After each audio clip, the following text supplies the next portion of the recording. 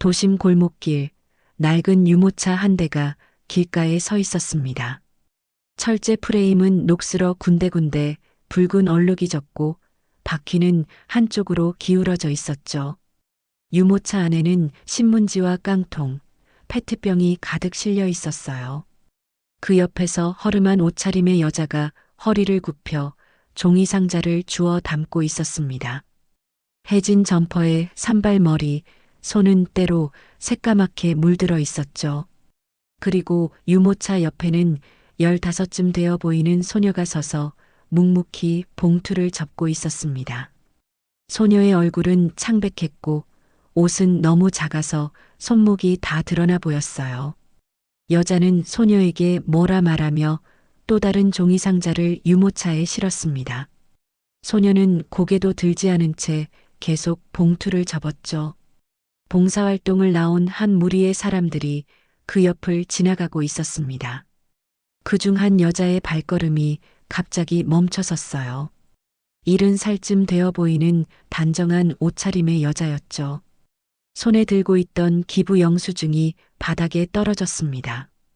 그 여자는 유모차 옆에 두 사람을 멍하니 바라봤어요. 입술이 파르르 미라니? 떨렸습니다. 유나? 저건 미라니? 유나? 이야기를 시작하기 전에 무료로 누를 수 있는 구독과 좋아요 눌러주시면 오늘 하루 뜻밖의 재물운과 행운이 찾아올 거예요. 이 여자의 이름은 이정희, 서울 구로구 도심 한복판에 자리한 중소기업 정화테크의 대표였습니다. 올해 70의 나이에도 매일 아침 6시면 어김없이 출근하는 철의 여인. 회사를 운영한 지 30년이 넘었지만 단 하루도 자리를 비운 적이 없었어요. 사람들은 이정희를 존경했지만 정작 이정의 본인은 그저 살아가기 위해 버티는 것뿐이라고 생각했죠.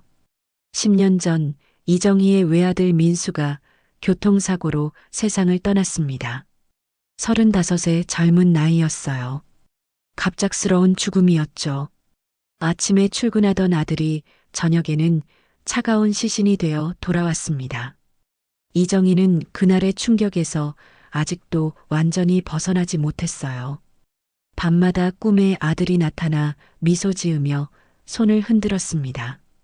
하지만 이정희가 손을 뻗으면 아들은 언제나 안개처럼 사라져버렸죠. 아들이 떠난 뒤 이정희에게 남은 건 며느리 김미랑과 손녀 유나뿐이었습니다.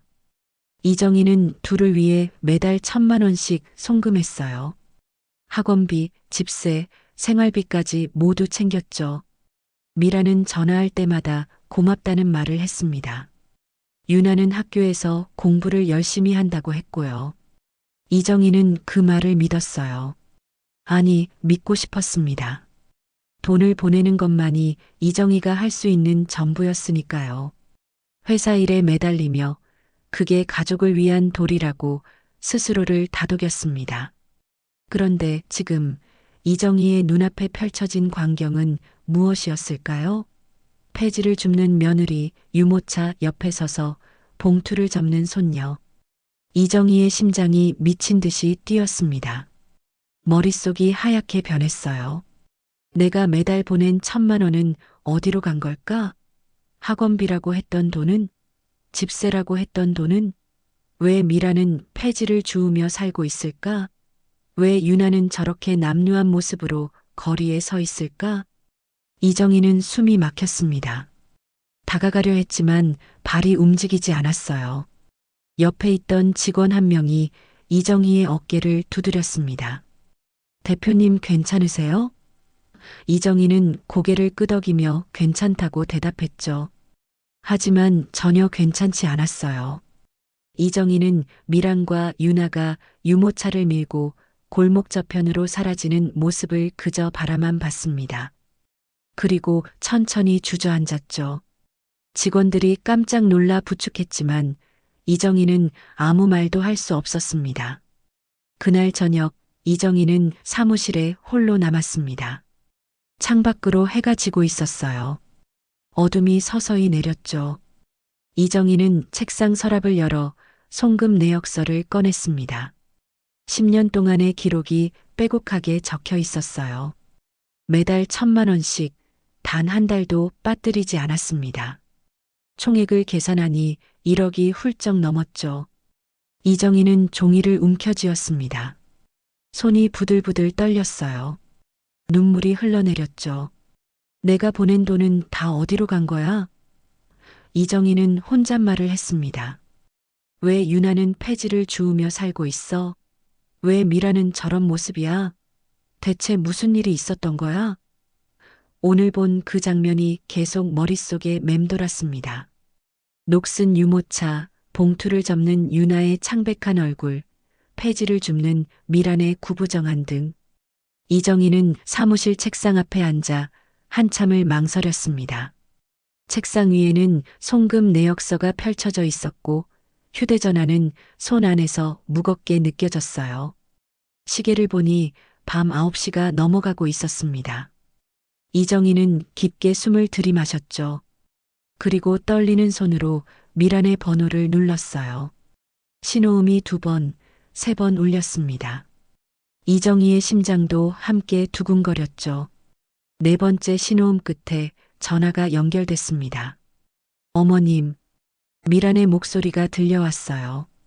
평소처럼 밝은 목소리였습니다. 하지만 이정희의 귀에는 그 밝음이 거짓처럼 들렸죠. 이정희는 최대한 침착하게 입을 열었습니다. 미란아, 나야. 잠깐 통화할 수 있니? 미란은 네, 괜찮아요. 라고 대답했어요. 이정희는 잠시 말을 멈췄습니다. 무슨 말부터 해야 할지 몰랐거든요. 미란아, 요즘 힘들다며? 이정희가 물었습니다. 생활비가 부족하니? 전화 너머로 미란이 당황하는 기색이 느껴졌어요. 아, 아니에요, 어머님. 괜찮아요. 미란의 목소리가 조금 떨렸죠. 이정희는 책상 위에 송금 내역서를 내려다봤습니다. 10년 동안의 숫자들이 눈앞에서 어른거렸어요. 이정희의 손이 종이를 꽉 움켜쥐었습니다. 괜찮다고? 이정희의 목소리가 낮아졌습니다. 내가 오늘 뭘 받는지 알아? 전화 너머가 조용해졌어요. 미라는 아무 대답도 하지 않았죠. 이정희는 눈을 감았습니다. 낮에 봤던 그 장면이 다시 떠올랐어요. 녹슨 유모차, 허름한 옷차림의 미란, 봉투를 접고 있던 유나. 이정희의 가슴이 다시 한번 무너져 내렸습니다. 어머님, 미란의 목소리가 들려왔습니다. 그게 아니라. 미란은 말을 더듬었어요. 이정희는 참았던 감정이 터져 나오는 걸 느꼈습니다. 그게 아니라고? 그럼 뭔데? 내가 폐지 줍는 내 모습을 봤어. 유나가 유모차 위에 앉아서 봉투 접는 것도 봤고. 이정희의 목소리가 점점 커졌죠. 미라는 말없이 울먹이기만 했습니다. 이정희는 책상 서랍을 열어 송금 내역서를 다시 꺼냈습니다. 종이를 펼치며 말했어요. 10년이면 1억이 넘는다. 그 돈 다 어디 갔어? 매달 1,000만 원씩 보냈잖아. 학원비라며, 집세라며, 생활비라며, 다 어디다 쓴 거야? 이정희의 목소리는 분노와 슬픔이 뒤섞여 있었습니다. 전화 너머에서 미란이 흐느끼는 소리가 들렸어요. 저도. 미란이 떨리는 목소리로 말했습니다. 어쩔 수 없었어요. 어쩔 수 없었다고?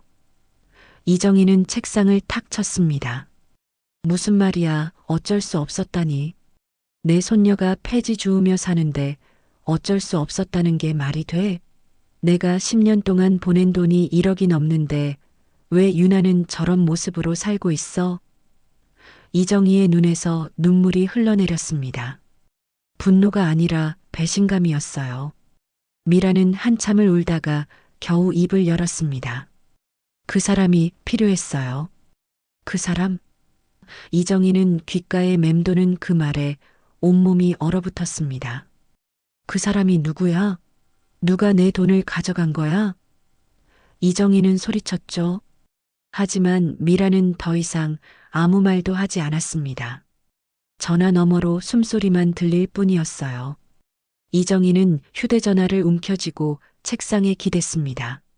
머릿속이 복잡했어요. 그 사람이라니. 도대체 누가 있는 거지? 왜 미라는 말을 못하는 거야? 이정희는 10년 전 아들의 장례식을 떠올렸습니다. 그때 미란 옆에 낯선 남자가 있었던 것 같았어요. 미란과 뭔가 이야기를 나누던 남자. 이정희는 당시에는 신경 쓰지 않았죠. 너무 슬퍼서 주변을 제대로 볼 여유가 없었으니까요. 하지만 지금 생각해보니 그 남자의 모습이 선명하게 떠올랐습니다. 키가 크고 마른 체격에 눈빛이 차가웠던 남자. 미란과 무언가 속삭이듯 이야기하던 모습. 이정희는 소름이 돋았어요. 설마 그때 그 남자였나? 미란이 말한 그 사람이? 이정희는 고개를 저었습니다. 아니야, 확실하지 않아. 먼저 확인해야 해. 미란아. 이정희가 다시 말했습니다. 너 지금 어디 살아? 전화 너머로 미란이 주소를 말했어요. 구로구의 어느 골목이었습니다. 이정희는 그 주소를 메모했죠. 알았어. 내일 갈게. 미란은 안 된다고, 오지 말라고 말했습니다. 하지만 이정희는 이미 전화를 끊었어요. 더 이상 참을 수 없었거든요. 이정희는 창밖을 바라봤습니다. 도심의 불빛이 반짝이고 있었어요. 저 어딘가에 미란과 유나가 있습니다. 그리고 그 사람이라는 정체 모를 인물도. 이정희는 주먹을 꽉 쥐었죠. 내일은 반드시 진실을 알아낼 거야. 내 손녀를 이렇게 버려둘 순 없어. 다음 날 아침, 이정희는 새벽 5시에 잠에서 깼습니다. 사실 제대로 잠을 잔 것도 아니었어요. 밤새 뒤척이며 천장만 바라봤죠. 어제 미란과의 통화가 머릿속에서 맴돌았습니다. 그 사람이 필요했다는 말, 그 짧은 한마디가 이정희의 가슴을 짓눌렀어요. 이정희는 침대에서 일어나 창밖을 바라봤습니다. 동이 트고 있었죠. 하늘이 서서히 밝아지는 모습을 보며 이정희는 오늘 반드시 진실을 알아내겠다고 다짐했습니다. 씻고 옷을 갈아입은 이정희는 평소처럼 정장을 입지 않았어요. 대신 편한 바지에 재킷을 걸쳤습니다. 회사에 가는 게 아니라 미란의 집으로 가야 했으니까요. 이정희는 거울 앞에 서서 자신의 얼굴을 들여다봤습니다. 이른의 나이답지 않게 또렷한 눈빛이었지만 오늘은 그 눈에 깊은 슬픔이 서려 있었어요. 이정희는 한숨을 쉬며 현관문을 나섰습니다. 차를 몰고 구로구로 향하는 길, 이정희의 머릿속에는 10년 전 기억이 하나씩 떠올랐습니다. 아들 민수의 장례식장. 그날은 비가 내렸었어요. 장례식장 입구부터 사람들로 가득했죠. 민수를 아끼던 회사 동료들, 친구들, 친척들이 모두 모였습니다. 이정희는 그날 빈소 앞에 앉아 아무 말도 하지 못했어요. 눈물도 나오지 않았습니다.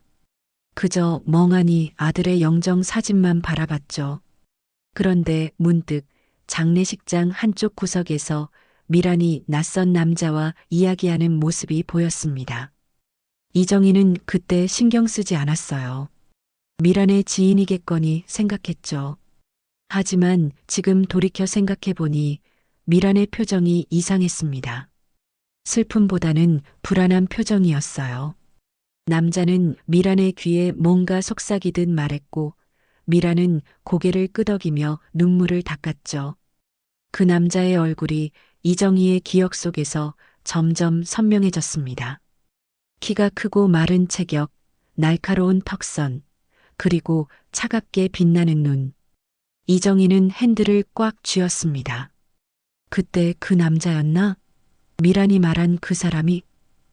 이정희의 심장이 빠르게 뛰었어요. 의심이 확신으로 바뀌어가고 있었죠. 이정희는 엑셀을 더 밟았습니다.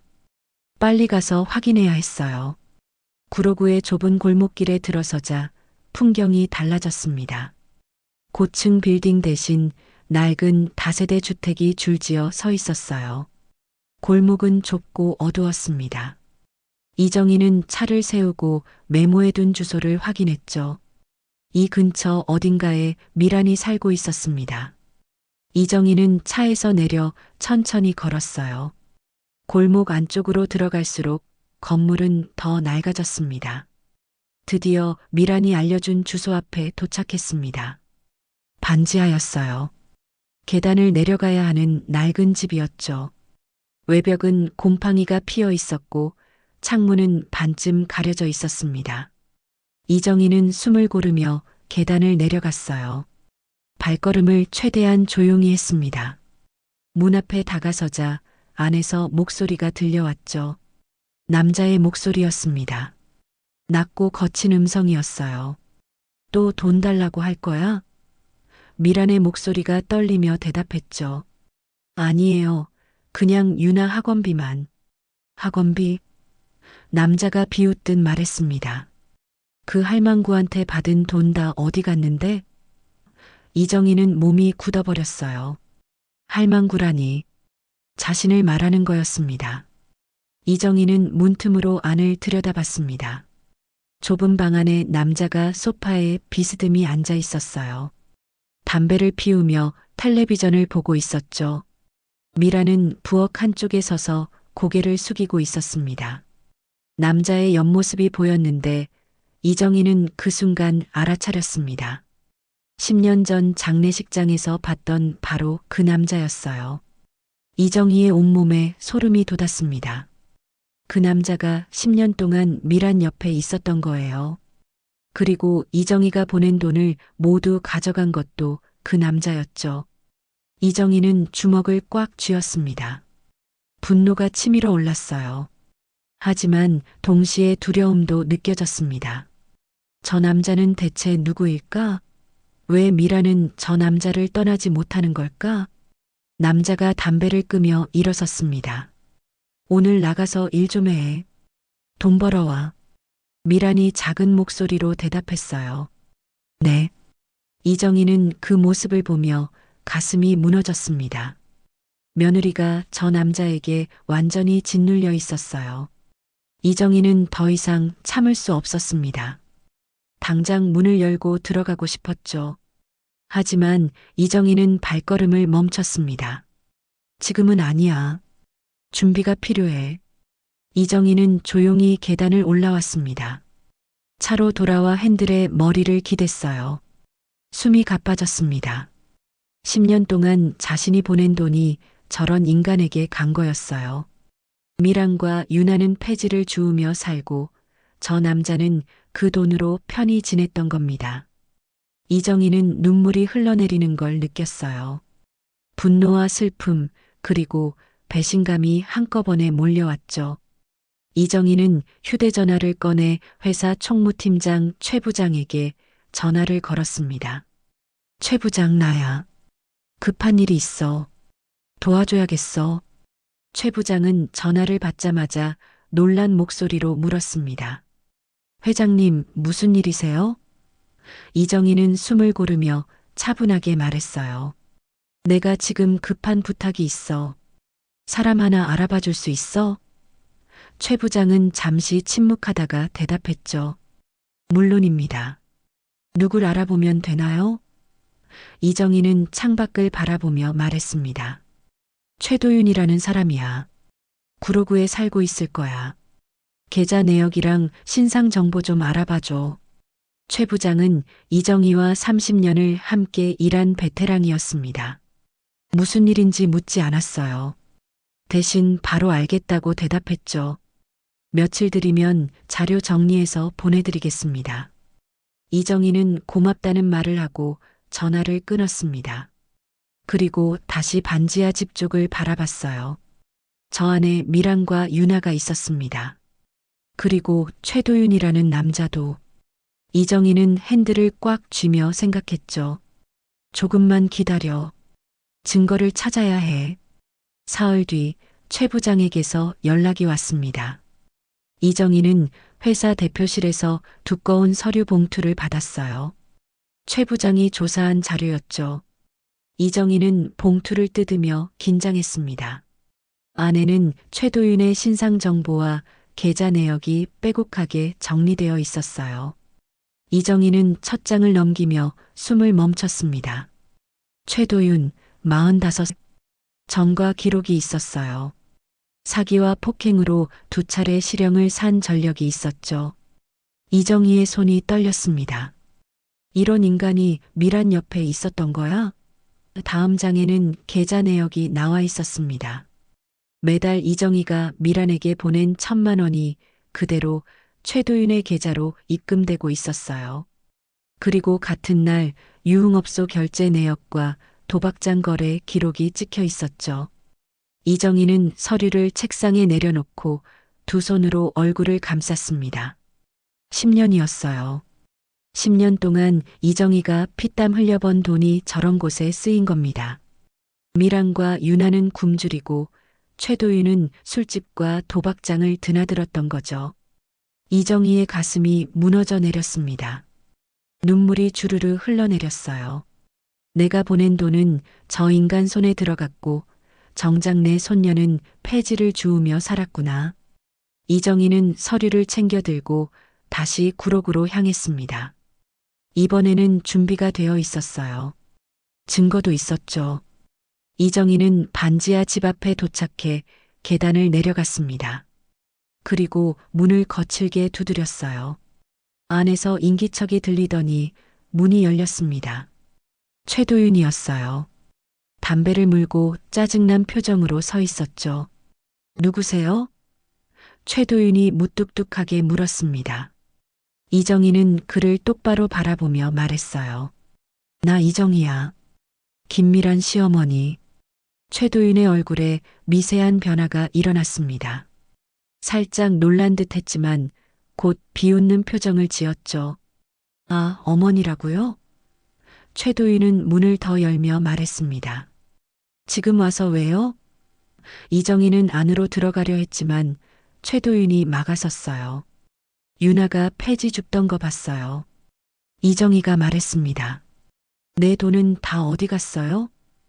최도윤은 코웃음을 쳤습니다. 돈이요? 최도윤이 담배 연기를 내뿜으며 말했죠. 내가 다 썼죠. 뭐 어쩌시게요? 이정희는 주먹을 꽉 쥐었습니다. 온몸이 떨렸어요. 당신이 다 썼다고? 10년 동안 1억이 넘는 돈을? 최도윤은 어깨를 으쓱했습니다. 그게 뭐 어때서요? 애도 여자도 다 내가 책임졌는데. 이정희는 믿을 수 없다는 표정으로 최도윤을 바라봤어요. 책임졌다고? 유나가 폐지 주우며 사는데? 미란이 굶주리는데? 그게 책임진 거예요? 최도윤은 비웃으며 말했습니다. 그래도 굶어 죽진 않았잖아요. 이젠 그냥 모른 척 하세요. 귀찮게 하지 말고. 이정희는 더 이상 참을 수 없었습니다. 한 걸음 다가서며 소리쳤어요. 당신 같은 인간이. 최도윤은 차갑게 웃으며 이정희를 밀쳤습니다. 이정희는 비틀거렸죠. 최도윤이 문 앞을 가로막으며 말했습니다. 할멈, 이제 그만 가요. 더 오지 말고. 안 그러면 미란이랑 유나가 어떻게 될지 몰라요. 협박이었습니다. 이정희는 온몸에 소름이 돋았어요. 저 남자는 미란과 유나를 인질로 잡고 있었던 겁니다. 이정희는 뒷걸음질 치며 계단을 올라갔습니다. 최도윤은 문을 쾅 닫아버렸죠. 이정희는 골목 밖으로 나와 벽에 기댔습니다. 숨이 가빠졌어요. 다리에 힘이 풀렸죠. 이정희는 하늘을 올려다봤습니다. 구름 한 점 없는 맑은 하늘이었어요. 하지만 이정희의 마음은 먹구름으로 가득했습니다. 내가 10년 동안 괴물을 키웠구나. 이정희는 그 생각에 주저앉고 싶었어요. 하지만 주저앉을 수 없었습니다. 유나를 구해야 했으니까요. 이정희는 휴대전화를 꺼내 최 부장에게 다시 전화를 걸었습니다. 더 깊이 파야 했어요. 이정희는 회사로 돌아와 대표실 문을 닫았습니다. 그리고 소파에 주저앉았어요. 온몸에 힘이 빠졌죠. 최도윤과의 대면은 이정희에게 큰 충격이었습니다. 저런 인간이 10년 동안 미란과 유나 곁에 있었다는 사실이 믿기지 않았어요. 이정희는 두 손으로 얼굴을 감싸며 깊은 한숨을 내쉬었습니다. 얼마나 시간이 흘렀을까요? 노크 소리가 들렸습니다. 회장님, 최 부장입니다. 이정희는 자세를 바로 하며 말했어요. 들어와. 문이 열리고 최 부장이 또 다른 서류 봉투를 들고 들어왔습니다. 이정희는 의아한 표정을 지었죠. 또 뭔가 있어? 최 부장은 조심스럽게 책상 위에 봉투를 내려놓았습니다. 회장님, 제가 좀 더 파봤습니다. 최도윤이란 인간이 단순한 건달이 아니더군요. 이정희는 봉투를 집어들며 물었어요. 무슨 뜻이야? 최 부장이 설명하기 시작했습니다. 구로구 일대 도박장 3곳을 드나들었고 유흥업소만 해도 5군데가 넘습니다. 그것도 고급 업소들이에요. 이정희는 서류를 펼쳤습니다. 최도윤의 신용카드 사용 내역이 빼곡하게 적혀 있었어요. 매주 술집, 매주 도박장, 한 번에 수백만 원씩 써댄 기록들이었죠. 이정희의 손이 다시 떨렸습니다. 이 돈이 다 내가 보낸 돈이구나. 최 부장은 고개를 끄덕이며 말했습니다. 그렇습니다. 그리고 더 충격적인 게 있습니다. 최 부장이 다음 장을 넘겼습니다. 거기엔 도박장 감시 카메라 사진이 있었어요. 흐릿하지만 최도윤의 모습이 선명하게 보였습니다. 칩을 쌓아놓고 웃고 있는 모습이었죠. 날짜를 보니 불과 사흘 전이었습니다. 이정희는 이를 악물었어요. 이 인간이 지금도 이러고 있다는 거야? 최 부장이 조심스럽게 말했습니다. 회장님, 제 개인적인 의견인데요. 이정희가 고개를 들어 최 부장을 바라봤습니다. 최 부장은 계속 말했죠. 이 정도 증거면 경찰에 고발할 수 있습니다. 사기죄, 횡령죄로요. 미란 씨 명의로 받은 돈을 본인이 임의로 사용했으니까요. 이정희는 잠시 생각에 잠겼습니다. 아니야. 이정희가 말했어요. 아직은 안 돼. 경찰에 신고하면 미란이랑 유나가 위험해질 수 있어. 최 부장은 고개를 끄덕였습니다. 그럼 어떻게 하시겠습니까? 이정희는 창밖을 바라보며 말했죠. 더 확실한 증거가 필요해. 최도윤이 발뺌할 수 없을 정도로 확실한 거. 최 부장이 잠시 침묵하더니 입을 열었습니다. 제 친구 중에 사설 탐정이 있습니다. 믿을 만한 사람이에요. 그 친구에게 부탁하면 최도윤의 동선을 추적하고 더 명확한 증거를 확보할 수 있을 겁니다. 이정희는 최 부장을 바라봤어요. 30년을 함께한 동료였습니다. 이정희는 고개를 끄덕이며 말했죠. 부탁해. 돈은 얼마든지 쓸 테니까. 이틀 뒤 최 부장이 소개한 사설탐정 김 조사관이 회사를 찾아왔습니다. 50대 중반의 단정한 인상을 가진 남자였어요. 김 조사관은 이정희에게 인사를 하며 앉았습니다. 최 부장님께 이야기 들었습니다. 최도윤이란 인물에 대해 조사하시는 거죠? 이정희는 고개를 끄덕였어요. 김 조사관은 노트북을 꺼내며 말했습니다. 일단 기본 조사는 마쳤습니다. 최도윤은 현재 구로구 일대에서 꽤 알려진 인물이더군요. 도박 빚도 상당하고요. 이정희는 몸을 앞으로 기울이며 물었어요. 도박 빚이요? 김 조사관이 고개를 끄덕였습니다. 네, 적어도 3천만 원 이상입니다. 사채업자들한테 쫓기는 중이고요. 이정희는 충격을 받았습니다. 그럼 내가 보낸 돈도 사채 갚는 데 쓴 거야? 김 조사관이 대답했죠. 일부는 그렇습니다. 하지만 여전히 술집과 도박장을 드나들고 있어요. 돈이 끊이지 않으니까요. 이정희는 주먹을 쥐었습니다. 저 인간은 이정희의 돈으로 빚을 갚고 또 빚을 지고 다시 돈을 쓰는 악순환을 반복하고 있었던 겁니다. 더 필요한 게 있으신가요?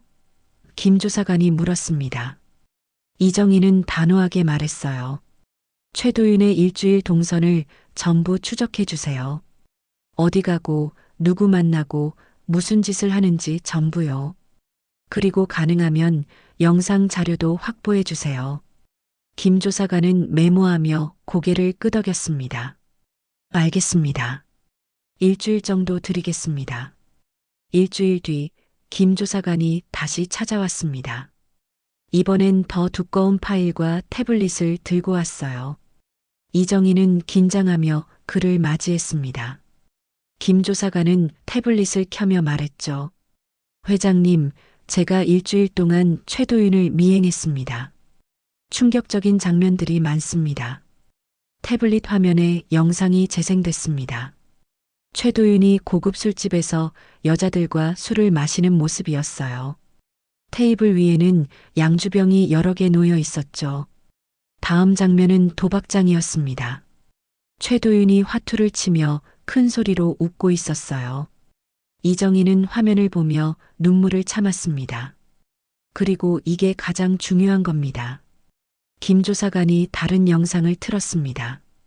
최도윤이 허름한 옷을 입은 미란에게 손을 내밀고 있었어요. 미란은 지갑에서 돈을 꺼내 최도윤에게 건넸죠. 최도윤은 돈을 세어보더니 미란에게 뭐라 말했습니다. 영상엔 소리가 없었지만 미란의 고개가 떨어지는 모습이 보였어요. 이정희는 태블릿을 내려놓았습니다. 더 이상 볼 수 없었어요. 충분해요. 이정희가 말했습니다. 김 조사관은 파일을 건네며 말했죠. 이 자료면 법적 조치를 취하기에 충분합니다. 이정희는 파일을 받아들며 고개를 끄덕였습니다. 이제 끝낼 때가 됐어요. 이정희는 모든 증거를 확보한 뒤 미란에게 연락했습니다. 만나자는 짧은 문자를 보냈어요. 미란은 한참 뒤에야 답장을 보냈죠. 어머님, 지금은 안 돼요. 하지만 이정희는 물러서지 않았습니다. 내일 오전 10시 회사 앞 카페에서 기다릴게. 안 나오면 내가 집으로 갈 거야. 미라는 더 이상 답장을 보내지 않았습니다. 다음 날 오전 이정희는 회사 앞 카페에 일찍 도착했습니다. 창가 자리에 앉아 밖을 내다봤어요. 사람들이 분주하게 오가는 거리였죠. 이정희는 커피를 한 모금 마시며 시계를 봤습니다. 10시가 되어가고 있었어요. 그때 카페 문이 열리며 미란이 들어왔습니다. 미란은 여전히 허름한 옷차림이었어요.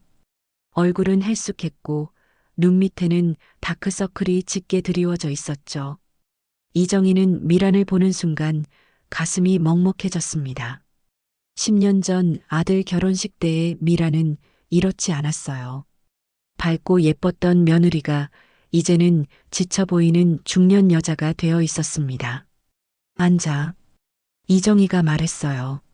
미라는 조심스럽게 자리에 앉으며 고개를 숙였습니다. 어머님, 죄송해요.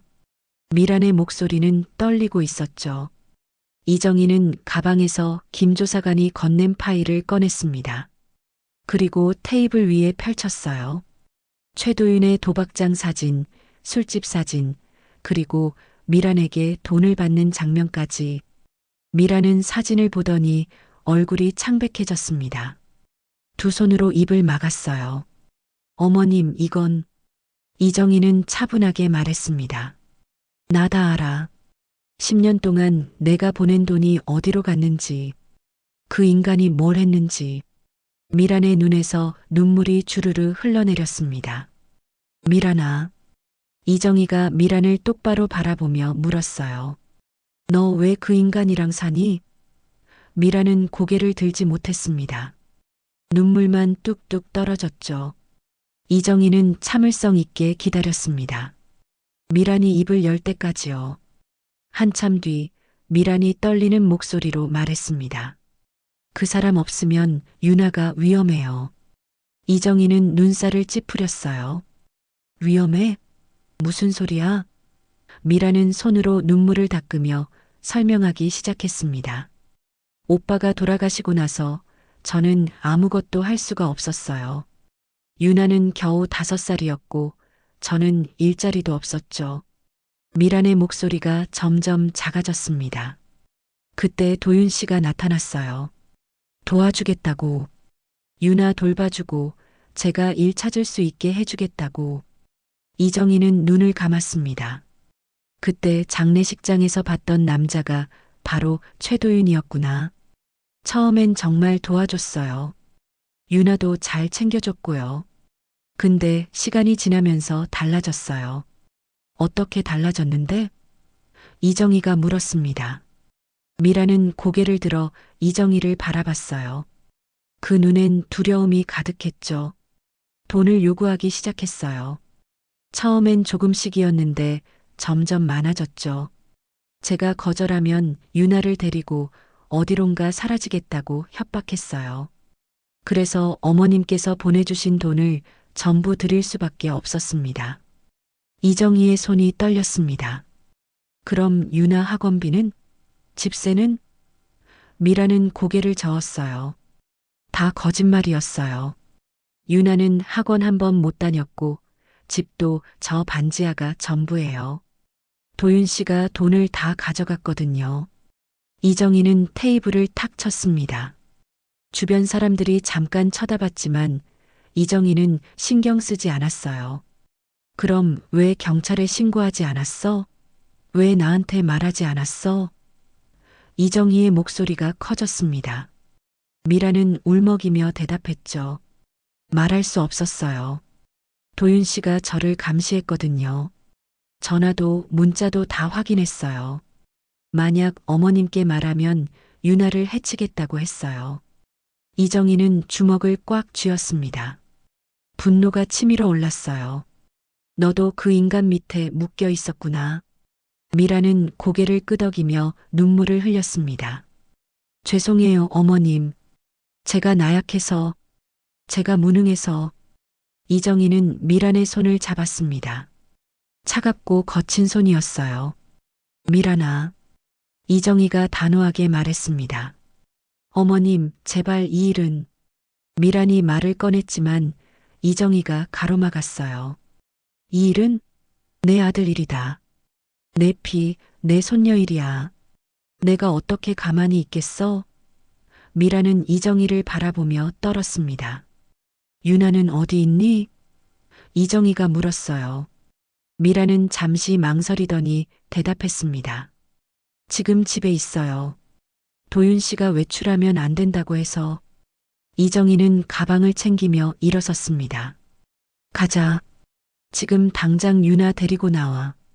미라는 당황하며 말했어요. 안 돼요, 어머님. 도윤 씨가 알면. 그 인간은 내가 처리할게. 이정희의 눈빛이 단호했습니다. 넌 유나만 챙겨. 알았지? 미라는 떨리는 손으로 휴대전화를 움켜쥐었습니다. 그리고 작게 고개를 끄덕였어요. 이정희는 미란의 어깨를 두드리며 말했죠. 이제 끝낼 거야. 더 이상 그 인간한테 당하지 마. 이정희와 미라는 구로구 반지하 집으로 향했습니다. 차 안은 침묵으로 가득했어요. 미라는 창밖을 바라보며 손을 떨고 있었죠. 이정희는 핸들을 꽉 쥐며 앞만 봤습니다. 머릿속에는 수많은 생각이 오갔어요. 유나는 괜찮을까? 최도윤이 집에 있으면 어떡하지? 하지만 이정희는 물러설 수 없었습니다. 반지하 집 앞에 도착했을 때 이정희는 차에서 내리며 미란에게 말했어요. 내가 먼저 들어갈게. 넌 여기서 기다려.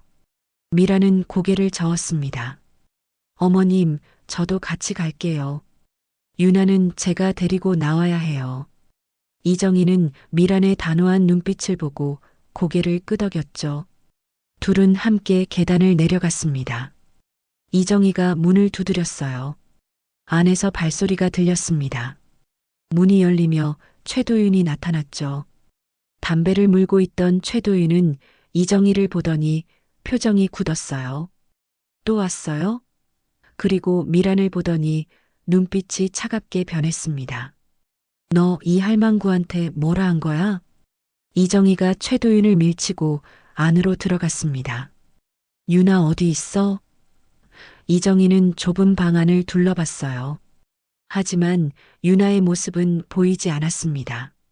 침대도 책상도 아이의 흔적이라곤 찾을 수 없었죠. 이정희는 심장이 쿵 내려앉는 걸 느꼈습니다. 유나 어디 있냐고. 이정희가 소리쳤습니다. 최도윤은 비웃으며 소파에 앉았어요. 왜요? 찾고 싶어요? 이정희는 최도윤에게 다가가 멱살을 잡았습니다. 70의 나이지만 분노가 힘을 줬어요. 내 손녀 어디 있어?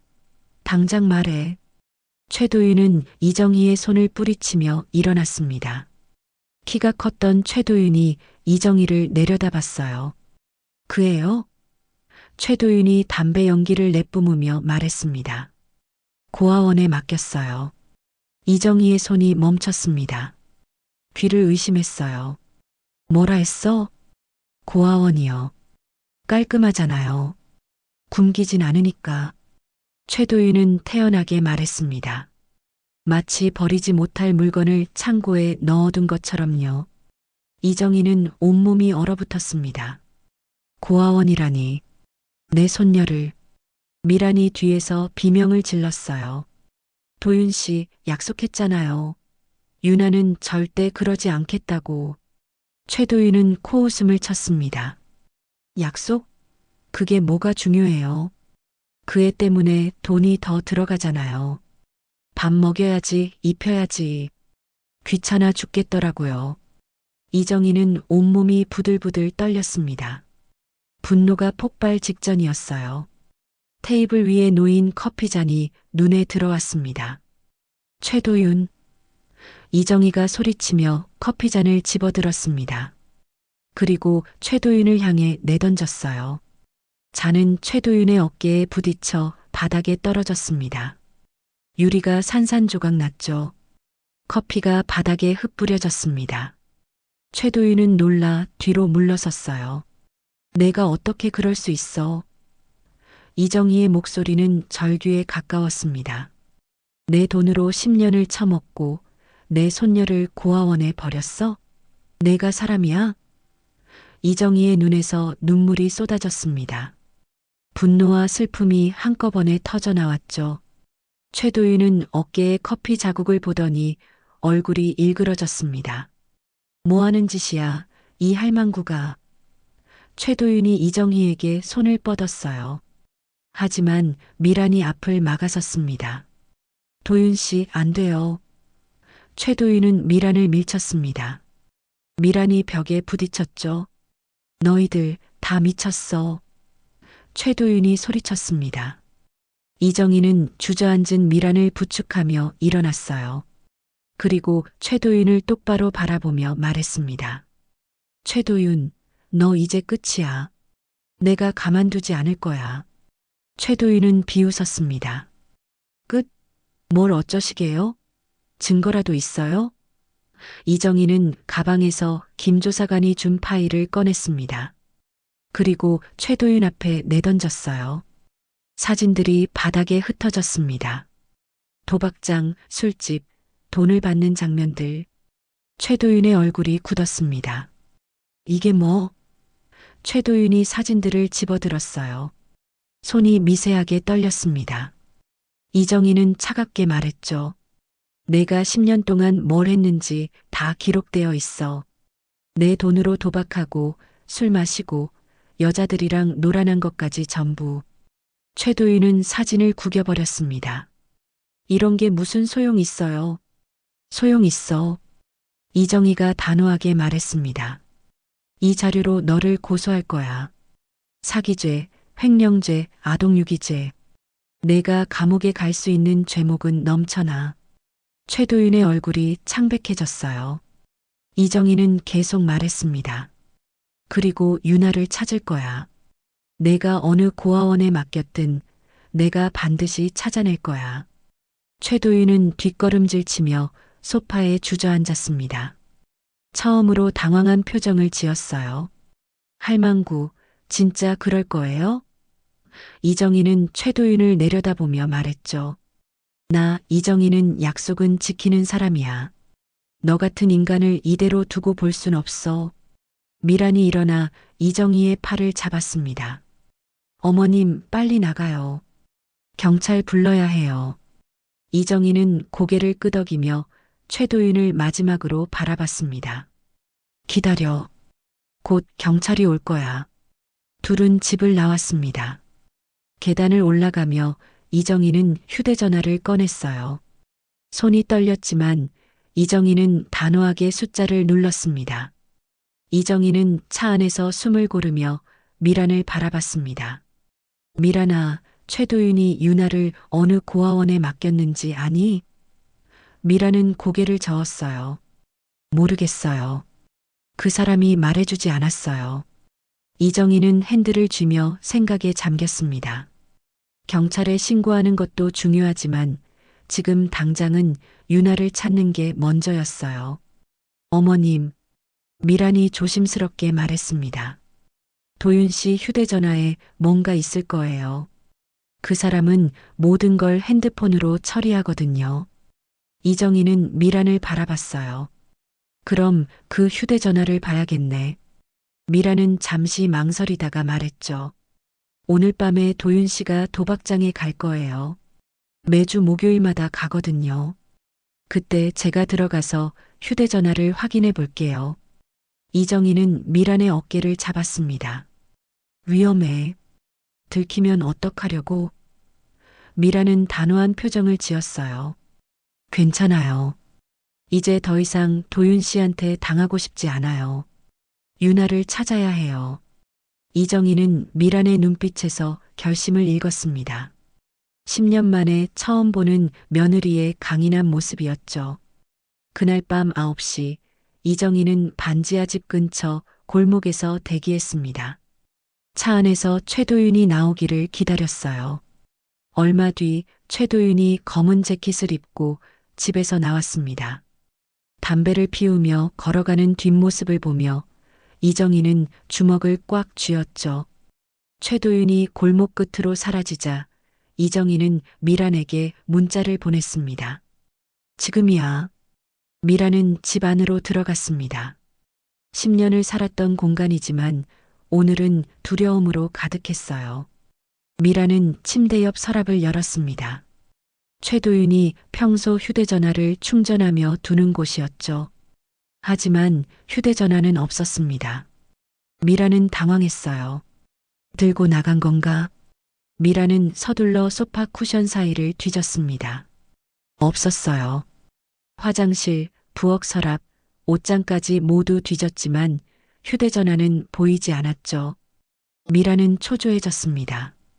최도윤이 언제 돌아올지 모르는 상황이었어요. 그때 미란의 눈에 소파 아래 틈새가 보였습니다.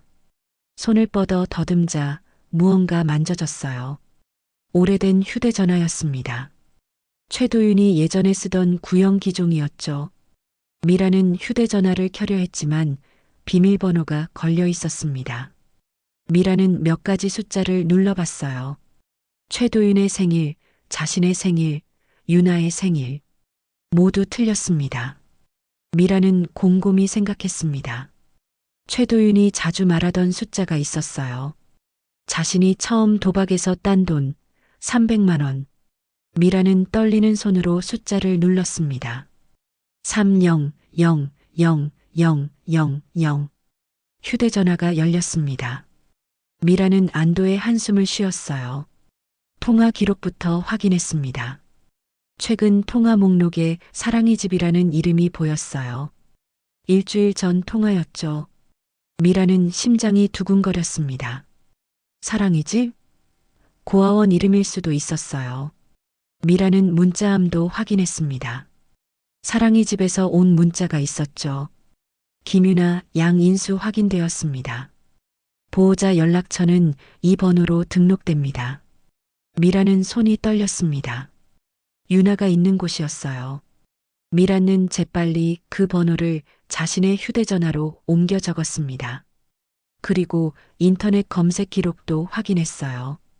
서울 고아원, 구로구 보육원, 아동 위탁 같은 검색어들이 나왔습니다. 미란이 계속 확인하던 중 현관문이 열리는 소리가 들렸습니다. 미란은 깜짝 놀라 휴대전화를 떨어뜨렸어요. 심장이 쿵쿵거렸죠. 최도윤의 목소리가 들렸습니다. 미란아, 있어? 미란은 재빨리 휴대전화를 집어 소파 아래로 밀어 넣었습니다. 그리고 일어나 부엌으로 향했어요.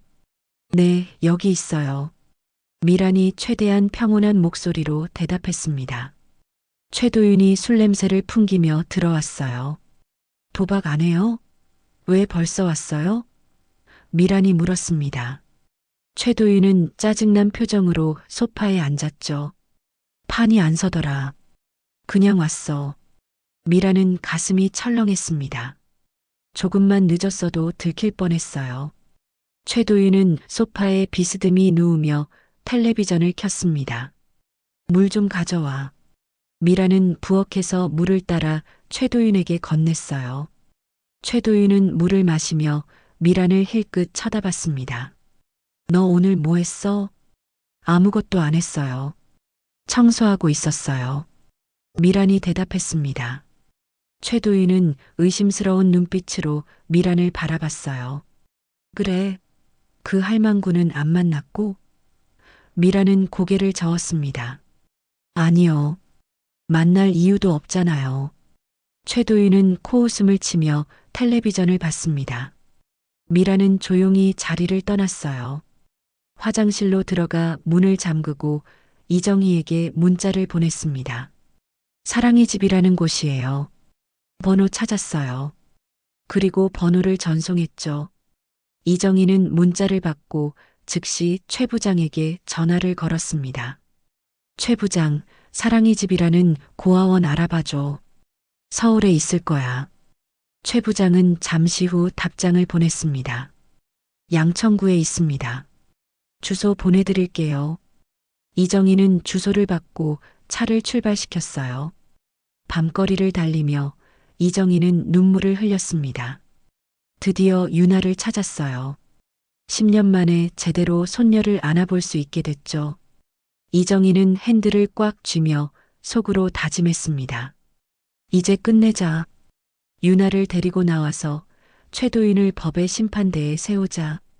다음 날 아침 이정희는 미란과 함께 양천구에 있는 사랑의 집으로 향했습니다. 차 안은 긴장감으로 가득했어요. 미란은 계속 손을 비비작거렸고 이정희는 핸들을 꽉 쥔 채 말이 없었죠. 10년 만에 유나를 제대로 보게 되는 순간이었습니다. 사랑의 집은 낡은 3층 건물이었어요. 외벽 페인트는 벗겨져 있었고 작은 운동장에는 아이들이 몇 명 놀고 있었죠.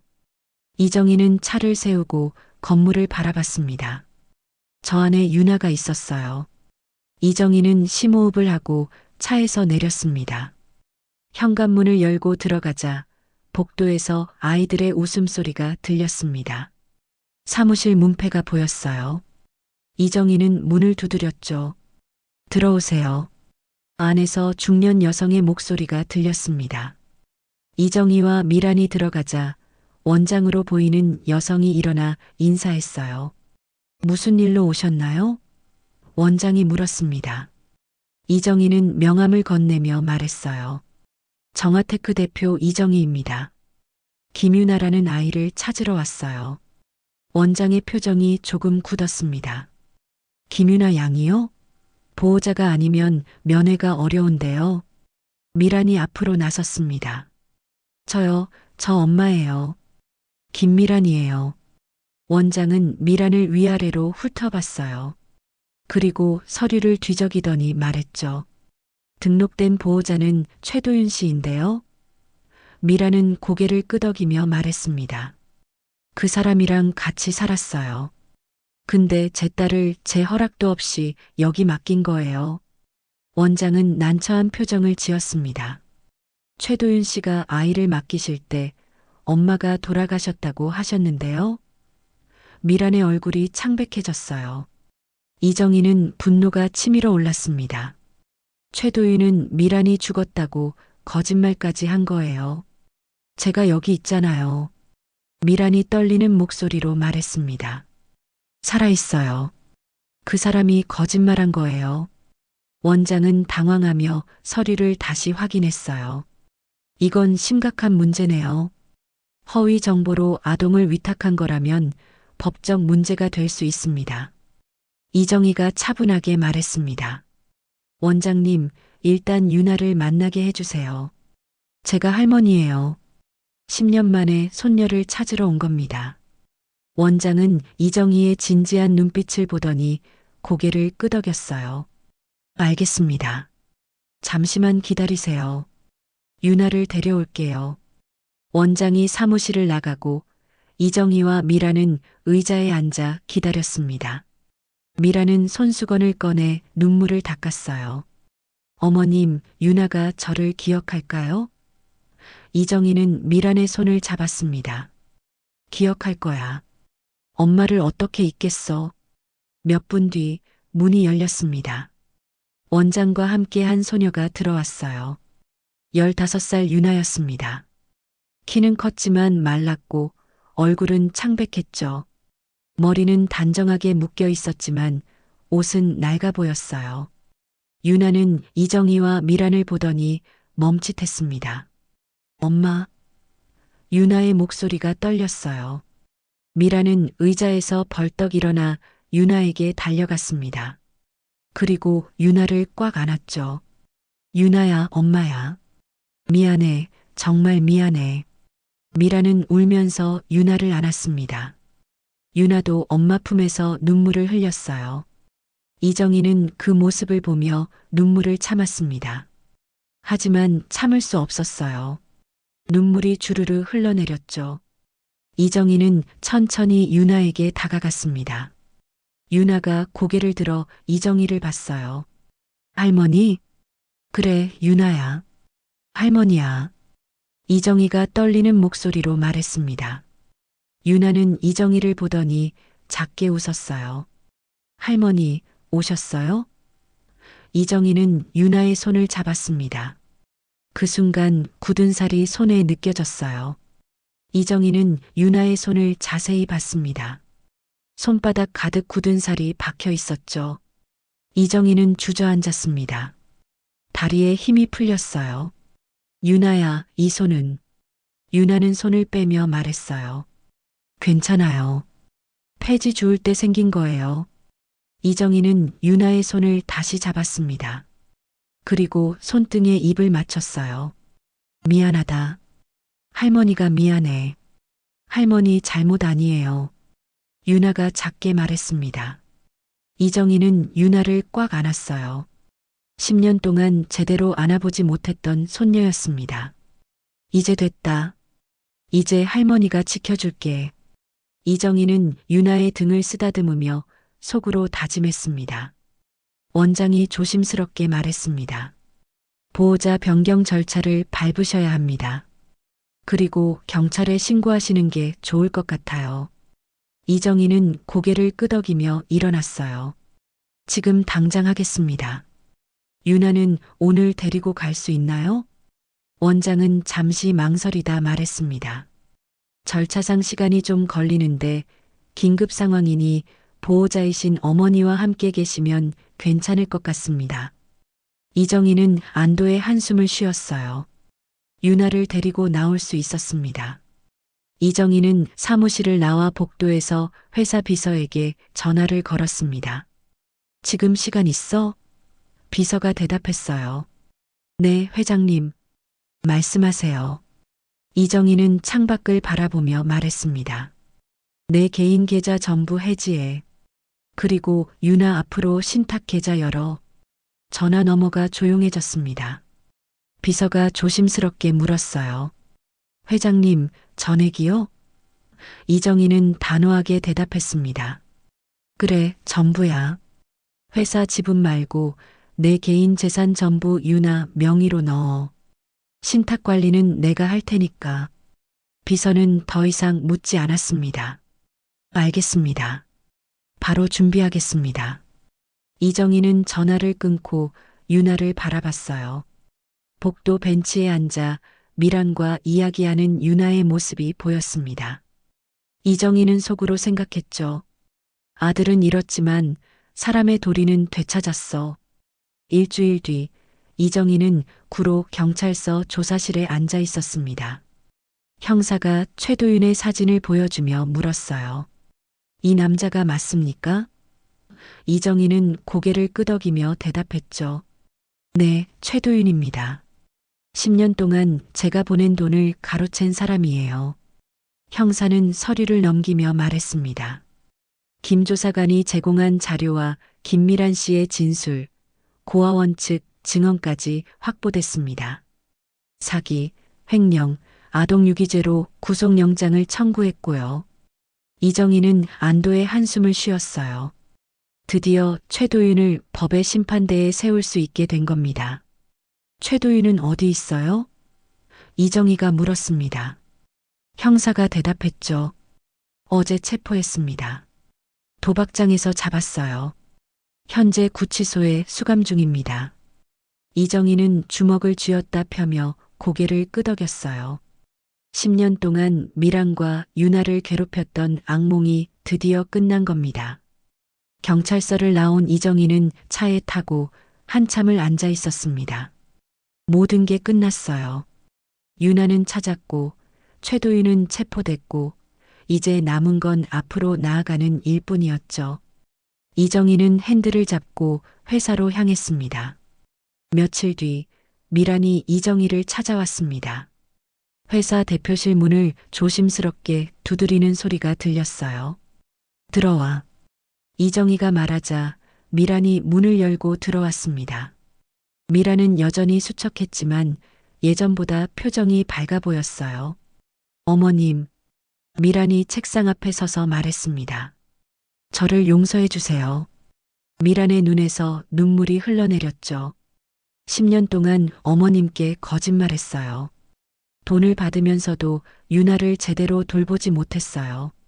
도윤 씨한테 다 빼앗겼지만 그래도 제 잘못이에요. 이정희는 자리에서 일어나 미란에게 다가갔습니다. 그리고 미란의 어깨를 잡았어요. 미란아, 넌 이미 벌을 받았어. 이정희가 말했습니다. 그 애를 버리고 하루도 편히 못 잤잖니. 그게 얼마나 큰 벌인데. 미란은 고개를 들어 이정희를 봤어요. 어머님, 이정희는 미란을 안았습니다. 이제 됐어. 다시 시작하자. 유나를 위해서라도. 미란은 이정희 품에서 한참을 울었어요. 10년 동안 쌓였던 죄책감과 두려움이 눈물로 쏟아져 나왔습니다. 한 달 뒤 정화테크 본사 로비에서 작은 행사가 열렸습니다. 이정희는 직원들을 모두 모아놓고 단상에 올라섰어요. 옆에는 유나가 서 있었습니다. 유나는 새 교복을 입고 있었죠. 이정희가 준비한 옷이었어요. 여러분, 이정희가 마이크를 잡고 말했습니다. 오늘 여러분께 소개할 사람이 있습니다. 제 손녀 김유나입니다. 직원들이 박수를 쳤어요. 유나는 수줍게 고개를 숙이며 인사했습니다. 안녕하세요. 이정희는 유나의 어깨를 감싸며 계속 말했어요. 유나는 많은 어려움을 겪었습니다. 하지만 이제는 다릅니다. 이 회사의 미래는 이 아이에게 있어요. 유나가 자라서 훌륭한 사람이 될 수 있도록 여러분이 지켜봐 주시길 바랍니다. 직원들이 다시 박수를 쳤습니다. 이정희는 미소 지으며 유나를 바라봤어요. 그리고 제가 이 회사를 세울 때 정한 이름, 정화테크. 정화는 깨끗하게 한다는 뜻입니다. 저는 이 이름처럼 살고 싶어요. 깨끗하게, 바르게. 행사가 끝나고 이정희와 유나는 대표실로 돌아왔습니다. 유나는 창밖을 바라보며 말했어요. 할머니, 나 학교 다닐래요. 이정희는 유나를 보며 물었습니다. 학교? 유나가 고개를 끄덕였어요. 네, 공부하고 싶어요. 친구도 사귀고 싶고요. 이정희는 유나의 머리를 쓰다듬었습니다. 그래, 학교 다니자. 유나가 하고 싶은 거 다 하렴. 유나가 작게 웃었어요. 이정희는 그 미소를 보며 가슴이 따뜻해졌습니다. 10년 동안 놓쳤던 시간이었지만 이제부터라도 유나와 함께할 수 있었어요. 그날 저녁 이정희는 미란, 유나와 함께 저녁을 먹었습니다. 회사 근처 작은 식당이었어요. 세 사람은 조용히 식사를 하며 이야기를 나눴죠. 미라는 취직 준비를 하고 있다고 말했고, 유나는 학교에서 어떤 과목을 배우고 싶은지 이야기했습니다. 식사가 끝나고 식당을 나서는 길, 유나가 이정희의 손을 잡았어요. 할머니, 고마워요. 이정희는 유나의 손을 꽉 쥐며 말했습니다. 할머니가 고마워. 유나가 다시 돌아와줘서. 이정희는 하늘을 올려다봤습니다. 별이 반짝이고 있었어요. 아들 민수도 저 하늘 어딘가에서 이 모습을 보고 있을 거라 생각했죠. 이정희는 속으로 말했습니다. 민수야, 엄마가 유나 잘 키울게. 내가 못다한 사랑, 엄마가 대신 줄게. 며칠 뒤 법원에서 최도윤의 1심 선고가 있었습니다. 이정희는 방청석에 앉아 판결을 들었어요. 피고인 최도윤에게 징역 5년을 선고한다. 이정희는 눈을 감았습니다. 정의는 실현됐어요. 늦었지만 결국 이뤄진 겁니다. 법원을 나서며 이정희는 미란에게 말했습니다. 미란아, 이제 정말 끝났어. 우리 앞만 보고 가자. 미란은 고개를 끄덕이며 웃었어요. 네, 어머님. 두 사람은 함께 걸으며 새로운 시작을 다짐했습니다. 그날 밤 이정희는 일기장을 폴고 펜을 들었습니다. 그리고 천천히 글을 써내려갔어요. 오늘 모든 게 끝났다. 돈은 잃었지만 사람은 되찾았다. 유나를, 미란을, 그리고 나 자신을. 돈은 잃어도 다시 벌 수 있지만 사람은 한 번 잃으면 돌이킬 수 없다. 이제 나는 안다. 진짜 소중한 게 뭔지. 여러분에게도 인생에서 정말 소중한 것이 무엇인지 깨닫게 된 순간이 있으셨나요? 댓글로 여러분의 이야기를 들려주세요. 끝까지 들어주셔서 감사합니다. 다음 이야기에서 또 뵙겠습니다.